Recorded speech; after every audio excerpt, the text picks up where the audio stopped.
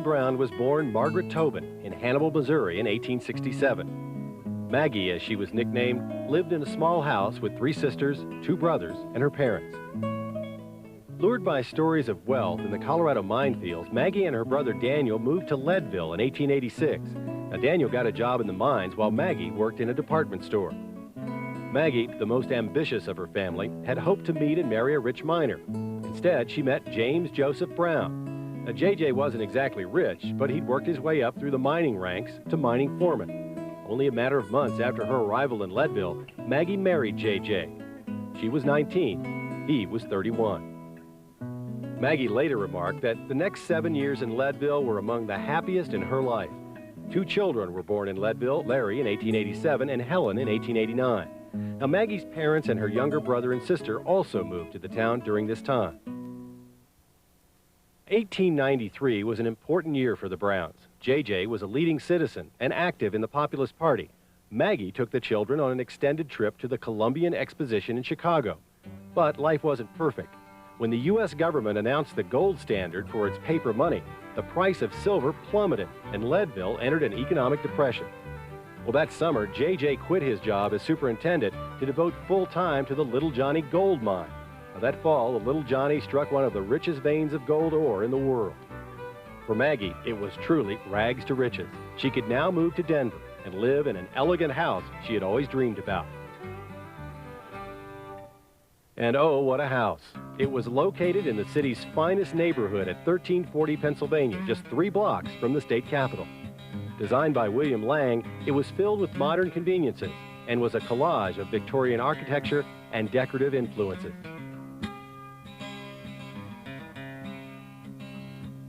Soon after arriving in Denver, now a growing city of over 100,000, Maggie set about introducing herself to society. She threw lavish parties, attended performances at the Tabor Opera House, and commissioned the finest dressmakers in town to create elegant gowns for her public appearances. Perhaps no woman in society has ever spent more time or money becoming civilized than has Mrs. Brown. The Denver Times.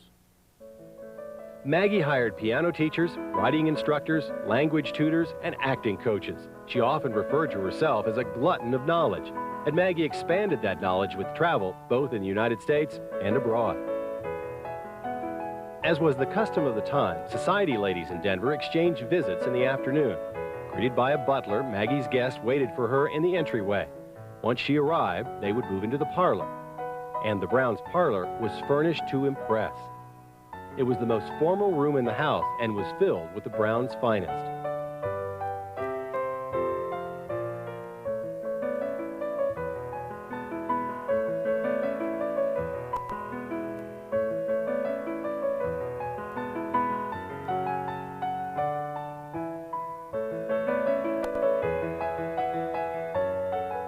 If Maggie wasn't home, the visitor would leave a calling card and she could return the visit at a future date.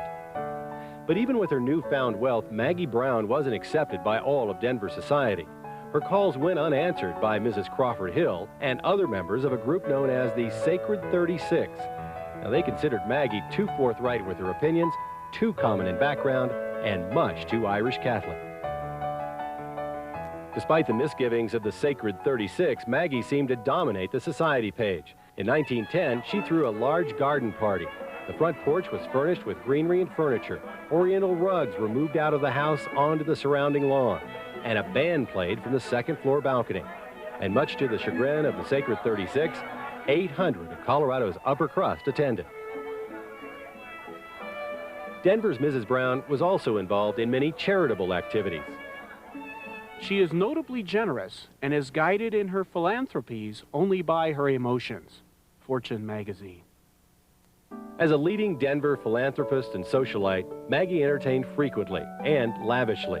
And of course, she had all the modern conveniences. An annunciator system enabled the family to summon the servants to the dining room, the library, and several other rooms in the house. Those servants spent much of their time in the kitchen, where they had quick access to all floors of the house by a back stairway. Now, the kitchen was a cook's dream. The pantry offered plenty of counter and cabinet space. Here, the cooking utensils and non-perishable food supplies were stored. The fine china, crystal, and silver were kept in a second butler's pantry. It was from here the food was served to the dining room.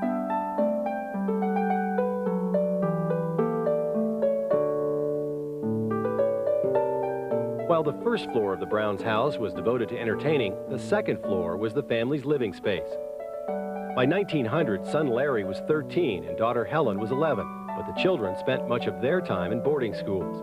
In fact, Larry didn't even have a room in the house after 1900. But as the youngest and the only daughter, Helen spent more time in her beautiful Victorian bedroom.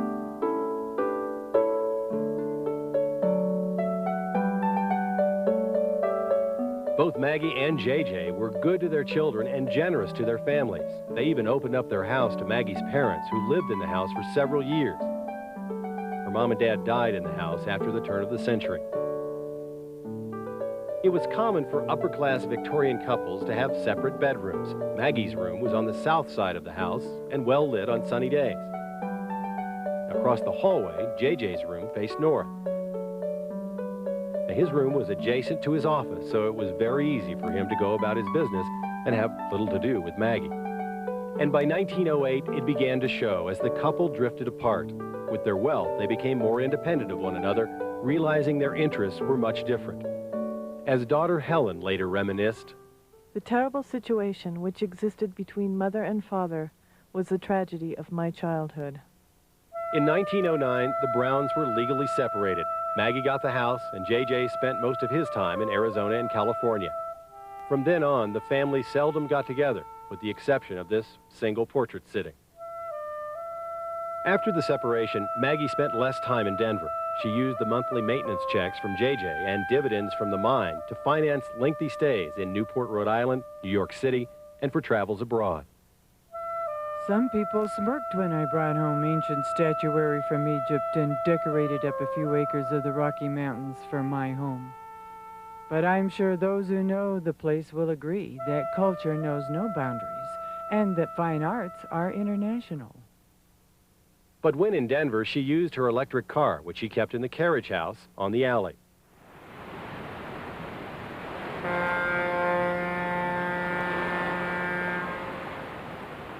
Following a tour in Europe in 1912, Maggie booked passage to America on a new ship, reported to be the largest, most luxurious, and safest ever built. But on the night of April 14th, the Titanic struck an iceberg and sank. Maggie was one of just over 700 persons rescued. Another 1,600 lost their lives. Mrs. Brown was on lifeboat number 6. The only seaman in our boat was the quartermaster. He was shivering like an aspen. I saw that it was necessary for someone to bend to the oars. Maggie persuaded the other ladies to join her in rowing away from the sinking Titanic, and she kept their spirits up until they were rescued by the Carpathia. Now, after the rescue, Mrs. Brown put her language skills to good use, translating for the immigrant women and children who'd been in third class. Later, she helped raise nearly $10,000 in relief money. The Titanic disaster not only tested Maggie's mettle, it turned a philanthropic socialite into a heroine. Now, Maggie was an outspoken woman who didn't shrink from publicity, and she was quoted often. It was during this time that she gained the nickname Unsinkable. She presented the crew of the rescue ship Carpathia with a loving cup on behalf of the Titanic survivors, and she testified during congressional hearings on the disaster. Maggie became so well known in the aftermath of the disaster that even the Sacred 36 swallowed their pride and invited her to a luncheon in her honor. Ever the social climber, Maggie used her notoriety to move into national social prominence. She lobbied President Calvin Coolidge on behalf of the Equal Rights Amendment for women. She became Denver's first historic preservationist when she saved the house of the famous poet Eugene Field. But by 1912, Maggie was renting her house and staying in the Brown Palace Hotel on her trips home. Her estranged husband, JJ, died in 1922. And after his death, the family literally fell apart. Maggie and the children battled over JJ's estate. It was in this dispute that her flamboyance and outspoken nature was viewed more and more as irritating eccentricity.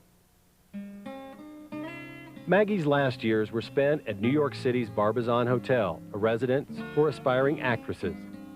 Ever the student, she was taking guitar lessons and learning Greek. She died of a stroke in 1932. In a final reconciliation, Maggie was buried next to JJ at the Holyrood Cemetery in Long Island, near the home of their daughter Helen. Meanwhile, in Denver, the house was sold, and despite a succession of owners, it was always identified as the Molly Brown house. But why Molly? Well, her life was the stuff from which legends are made. In the 1950s, she became the subject of a Broadway musical, The Unsinkable Molly Brown. Written by Meredith Willson, the musical embellished some aspects of her life, changed others, and gave her the nickname Molly. It later became a successful movie starring Debbie Reynolds. The nickname stuck, and Maggie became known as Molly Brown.